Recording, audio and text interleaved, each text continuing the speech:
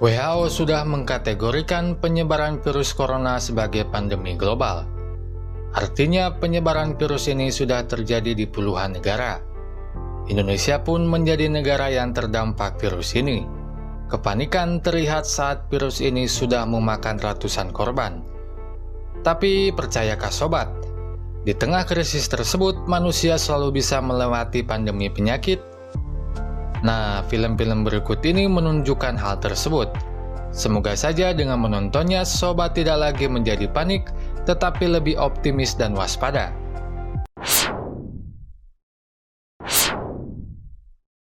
Yang pertama, di Range. Secara misterius ditemukan sejumlah mayat mengapung di Sungai Han, Korea Selatan. Polisi yang mengidentifikasi mayat-mayat tersebut kebingungan karena ketidakwajaran kematian mereka. Sampai akhirnya para ilmuwan menemukan bahwa hal tersebut terjadi oleh cacing yang menginfeksi otak para korban. Dampaknya korban terus haus dan lapar, serta pada akhirnya menceburkan diri ke sungai.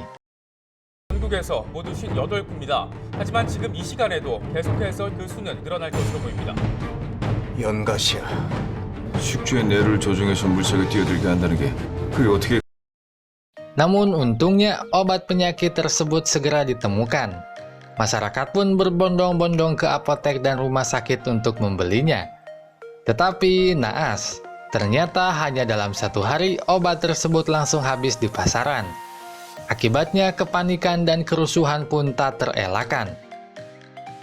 Berbeda dengan film-film pandemi lain, film ini tidak menyajikan proses pencarian penawar penyakit sebagai menu utamanya.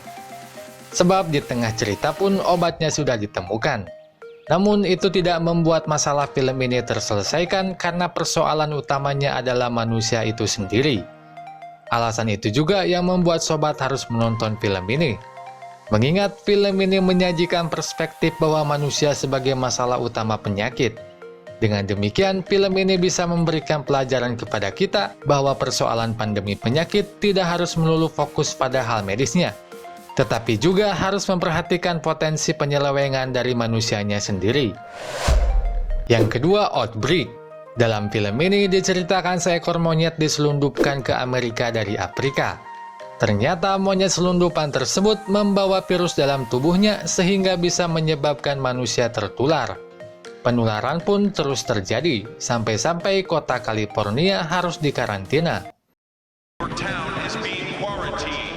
We got 19 dead. You got 100 more infected. It's spreading like a brush fire. What are you talking about? If one of them's got it, then 10 of them have got it now. And if one of them gets out of Cedar Creek, we have a very interesting problem. Mengetahui hal tersebut, Kolonel Sam Daniels, seorang ahli virus dari tentara, mengabaikan perintah atasannya dan lebih memilih untuk bergabung dengan tim ilmuwan yang sedang mencari vaksin virus tersebut. Usut punya usut, ternyata Daniels pernah memperingatkan kemungkinan merebaknya virus asal Afrika tersebut. Namun hal itu diabaikan atasannya. Film ini menggambarkan bagaimana keputusan politik bertentangan dengan sains. Daniels yang merupakan ilmuwan harus berhadapan dengan para atasannya yang lebih memilih jalan praktis dalam menyelesaikan masalah virus. Meskipun begitu, sobat tetap harus menonton film ini, mengingat sobat akan belajar bahwa sisi kemanusiaan yang akan menjadi penentunya. Sebelum dilanjutin, ayo dukung terus channel ini dengan cara menekan tombol subscribe.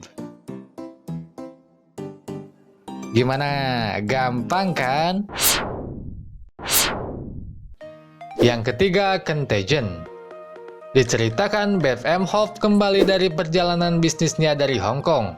Sekembalinya ke rumah, ia pun disambut hangat oleh suaminya Mitch dan anaknya Clark. Namun berselang kemudian, Beth malah merasa tidak enak badan sampai akhirnya ia jatuh lalu kejang-kejang. Waking minute. In between, we're touching doorknobs, water fountains, and each other. Beth. No, go up to your room, honey. So we have a virus with no treatment protocol and no vaccine at this time. Hal yang dialami Beth pun terjadi pada banyak orang. Alhasil dugaan bahwa ini penyakit menular mengemuka. Tim medis khusus mulai turun tangan, sementara para ilmuwan mulai mencari vaksin penangkal virus mematikan ini. Film ini memang diawali oleh cerita keluarga Beth dan Mitch. Tetapi saat cerita berlanjut, sobat akan menemukan bahwa perjuangan para ilmuwanlah yang akan banyak ditekankan.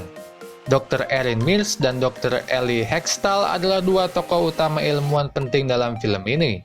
Mereka mempertaruhkan hidup untuk keberlangsungan peradaban manusia. Tidak hanya meluangkan waktu dan pikiran, nyawa pun mereka pertaruhkan untuk vaksin penangkal virus. Memang menonton film ini agak menakutkan saat melihat efek virus yang terjadi. Tetapi bila sobat menontonnya sampai akhir, bisa meningkatkan optimisme bahwa di luar sana selalu ada orang-orang yang berjuang untuk menyelesaikan pandemi penyakit. Terakhir, The Flu.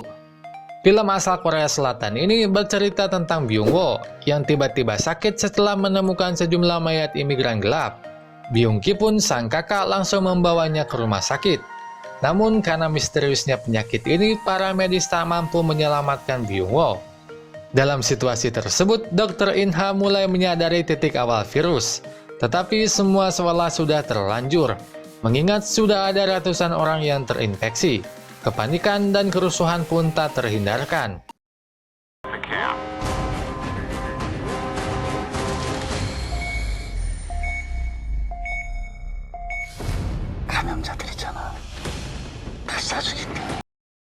Berbeda dengan film lain, film ini dibumbui hubungan keluarga yang kuat. Saat keputusan politik harus diambil, tetapi sains belum bisa menemukan jawabannya, hubungan ibu dan anak antara In-ha dan Mire menjadi jembatannya. Bila sobat menonton film ini, sobat akan menyadari bahwa dalam situasi kritis pun nilai-nilai kemanusiaan harus dikedepankan, termasuk dalam menghadapi pandemi virus corona. Oke sobat semua, itulah film-film bertema penyakit menular yang bisa sobat semua tonton.